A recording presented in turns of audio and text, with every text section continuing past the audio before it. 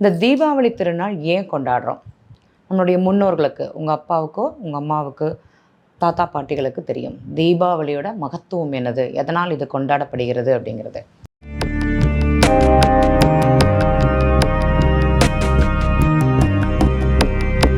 நிறைய நண்பர்களுக்கு தீபாவளியுடைய சரித்திரம் அப்படிங்கிறது தெரியாது. இன்றைக்கி பார்க்கக்கூடிய நண்பர்களுக்கு கொஞ்சம் குறைவான ஒரு புரிதல் அப்படிங்கிறது தான் இருக்கும்.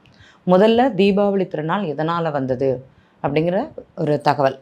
முதல்ல பார்த்திங்கன்னா, ராமர் 14 ஆண்டுகள் காலம் வனவாசம் முடிந்து சீதா தேவியுடன் திரும்பி வரக்கூடிய ஒரு காலமாக தான் இந்த தீபாவளி திருநாள் அப்படிங்கிறது சொல்கிறாங்க. அந்த சீத்தை வந்து இலங்கையிலேருந்து ராவணனுடன் வதம் புரிந்து சீதாதேவியை திருப்பிக்கு நாட்டுக்கு திரும்பி வரும்போது இந்த தீபாவளி கொண்டாடினதாக. அவங்க வரும்போது நாட்டு மக்கள் எல்லாருமே அந்த தீப ஒளியை ஏற்றி, தீபாவளி தீபம் ப்ளஸ் ஆவளி, அதாவது வரிசையாக ஏற்றி வைத்து அவங்களை வரவேற்றதாகத்தான் இந்த தீபாவளி திருநாள் அப்படிங்கிறது ஒரு சாரார்.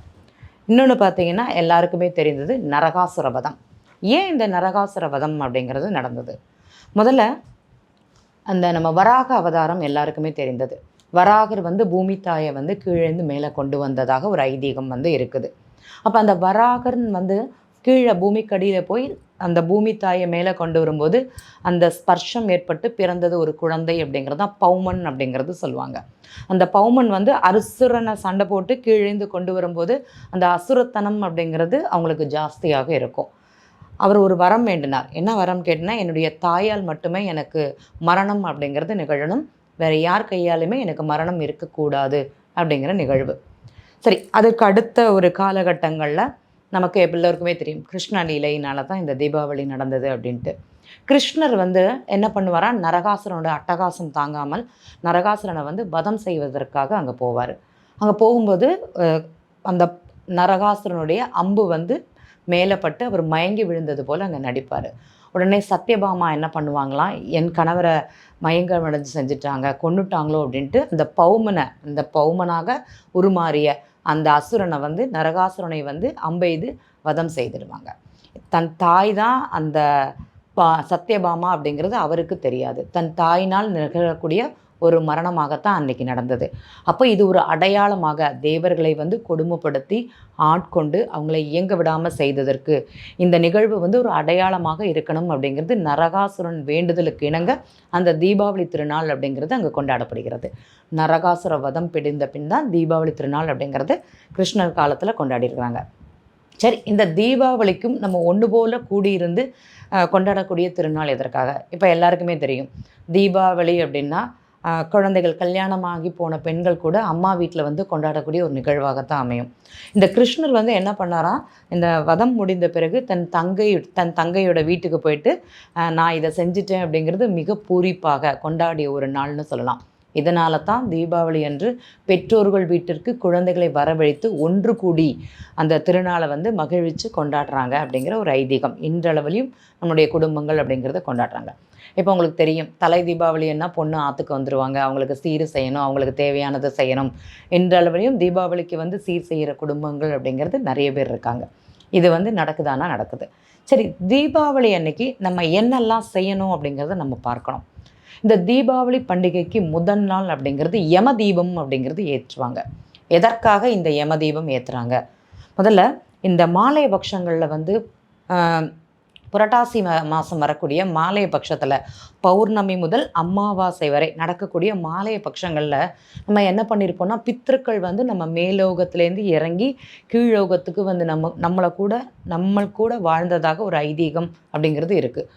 அந்த பித்திருக்களுடைய வழி அனுப்பக்கூடிய ஒரு நாளாகத்தான் இந்த அந்த தீபாவளிக்கு முதல் நாள் அப்படிங்கிறது யம தீபத்தை ஏற்றி வைத்து அவர்களை வழி அனுப்பக்கூடிய ஒரு நாளாக நம்ம கொண்டாடுறோம். எப்போன்னா, தீபாவளிக்கு முந்தின நாள் ஈவினிங், சாயந்தரம், மாலை நேரங்களில் எப்போதுமே நம்ம வந்து பெரியவங்க சொல்லுவாங்க, தெற்க பார்த்த முகம் ஏற்றாத அப்படின்னு சொல்லுவாங்க. ஏன்னா அது யமனுடைய வாதல். அந்த வாசலில் வந்து தீபம் ஏற்றக்கூடாது அப்படிங்கிறது நம்ம எல்லா வீடுகள்லையுமே தெரியும். இப்போ விளக்கேற்றினா கூட தெற்கு வாசல் அப்படிங்கிறது, இல்லைனா தெற்க பார்த்த முகம் அப்படிங்கிறது ஆகாது அப்படிங்கிறது சொல்லுவாங்க. அதே மாதிரி தான் இந்த யமனுடைய வாதில்னறதுனால அந்த வாசலில் தெற்கு பார்த்து விளக்கேற்றி வைப்பது மிக சிறப்பு.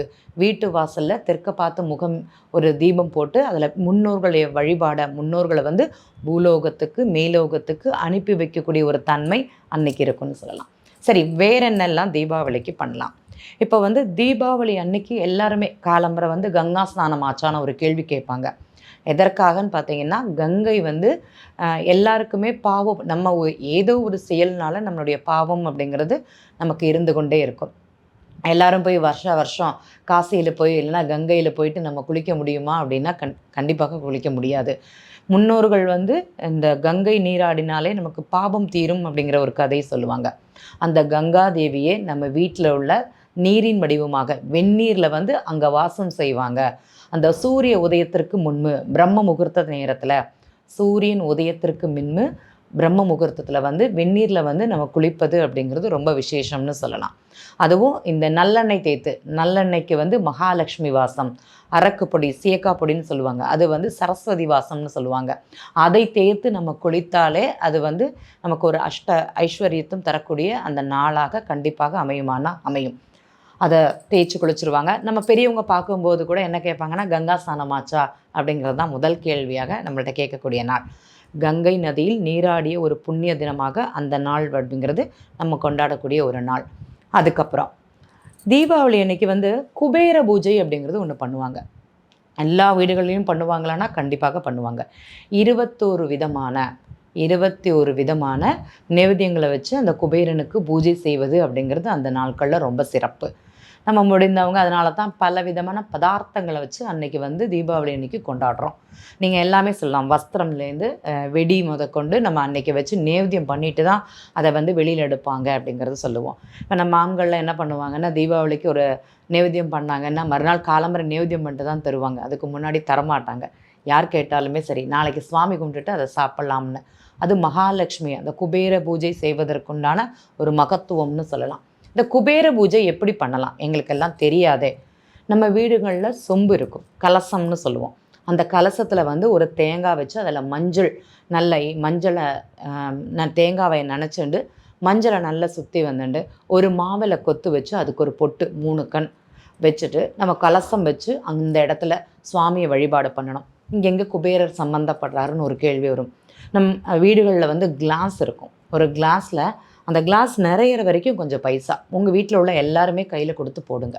அந்த குபேரனை அந்த இடத்துல வரவழைக்கிறதாயிட்டு. நிறைய பேருக்கு குபேர பூஜை தனியாகவே பண்ணுவாங்க. வைதிகாலை வச்சு கும்பிடுவாங்க, வாத்தியாரை வச்சு பண்ணுவாங்க, பிராமணர்களை வச்சு பண்ணுவாங்க. இல்லாதவங்க என்ன பண்ணுவாங்க, தெரியாதவங்க என்ன பண்ணுவாங்க, புதுசாக பண்ணுறவங்கன்னு இருப்பாங்க. அவர்களுக்காக இந்த முறை. அதை நீங்கள் செய்யலாமான்னா தாராளமாக செய்யலாம். அந்த குபேரனை அன்னைக்கு வந்து வணங்குறது அப்படிங்கிறது சிறப்பு. தீபாவளி அன்னைக்கு குபேர பூஜை செய்வது மிக சிறந்த பலனை கொடுக்குமானா கொடுக்கும். அந்த நாளுக்கு அந்த மகத்துவம் இருக்குதானா மகத்துவம் இருக்குது. அதை செய்வதனால் வீட்டில் உள்ள பண கஷ்டம், மன கஷ்டம் எல்லாமே சரியாகுமானா கண்டிப்பாக தீரும்னு சொல்லலாம். நம்ம எல்லா ஃபெஸ்டிவலுமே நம்ம எல்லாரும் கொண்டாடுறோமானா கண்டிப்பாக கிடையாது. இந்த தீபாவளி மட்டும்தான் எந்த மதமாக இருந்தாலும் அவர்களும் வந்து வெடிவெடித்து கொண்டாடக்கூடிய ஒரு நாளாக இந்த தீபாவளி திருநாள் மட்டுமே கொண்டாடக்கூடிய ஒரு நாளாக இருக்கும். சரி, இதில் வேறு என்ன விசேஷம் அப்படிங்கிறத பார்க்கலாம். இப்போ திருமணம் ஆகாதவங்களுக்கு இந்த கேதார கௌரி விரதம் அப்படிங்கிறது ரொம்ப விசேஷம். தீபாவளி அன்று செய்யக்கூடியதான் அந்த கேதார கௌரி விரதம். அது என்ன விரதம்? நம்ம சிவபெருமானை வந்து பார்வதி தேவி 21 நாள் விரதம் இருந்து அந்த விரதத்தை கடைபிடித்து தீபாவளி அன்று சிவபெருமானுடன் இணைந்தது, அர்த்தநாரீஸ்வரராக ஏற்றுக்கொண்ட ஒரு நாள் தான் இந்த தீபாவளின்னு சொல்லலாம். அந்த கேதார கௌரி விரதத்தை கடைபிடிக்கக்கூடியது இந்த தீபாவளி அன்று தான். அப்போ திருமணம் ஆகாத பெண்கள் கண்டிப்பாக இந்த கேதார கௌரி விரதம் செய்வது அப்படிங்கிறது நல்லாயிருக்கும். அன்றைக்கி மகாலட்சுமியோட மந்திரங்களை சொல்லி புது வஸ்திரம் அடைந்து பெரியவங்களுடைய நமஸ்காரம் அப்படிங்கிறது வாங்கிட்டு அருகில் உள்ள கோவிலுக்கு போயிட்டு சுவாமிக்கு மாலை வாங்கி கொடுக்கணும். ஏன் அப்படின்னா இவங்க 2 பேரும் இணைந்தது தான் இந்த கேதார கௌரி விரதம். சிவனும் பார்வதியும் அர்த்தநாரியாக உருவெடுத்த நாள்னு சொல்லலாம். சிவனில் அப்போ சொல்லுவாங்கள்ல, கணவன் மனைவி பாதி பாதின்னு சொல்லுவாங்க, இந்த மாதிரி தான்.